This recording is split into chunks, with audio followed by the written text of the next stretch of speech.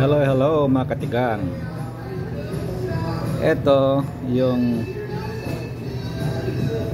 pagkain ko. Itong puti na ito ay mashed potato, Boris mashed potato ang nakalagay. Tapos ito beans. Dalawang klaseng kinuha kong roasted rib eye steak. Nagpakuha ako ng medium rare at saka yung rare. Ito yung rare, yung parang dumudugo-dugo pa.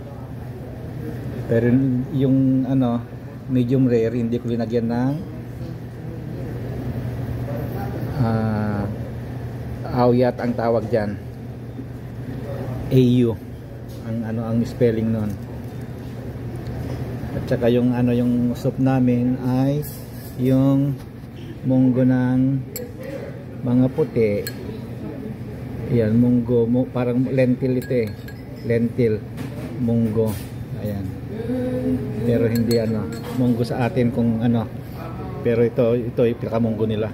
At saka yung aking iinumin ay pag lunch hindi maiwasan yung soda. Pepsi Diet Pepsi. Ito ang pagkain namin ngayon. Siguro nanalo ang sabong si Itay, kaya nagpakain ng rib eye steak. ang lalaki nung roasted rib eye steak. Sabi ko, iwaan mo ako dun sa end cut. Sabi ko, bigyan mo ng end cut. Yung pala wala ng end cut. Ito yung parang end cut na lang na kasi itong end cut ng steak, dun yun ang masarap eh. Kasi ito rinarab lang sa gilid niyan. Yan ang may lasa. Sa gilid, kasi yung malaking irarab lang nila. Kaya yung loob ganyan ang itsura.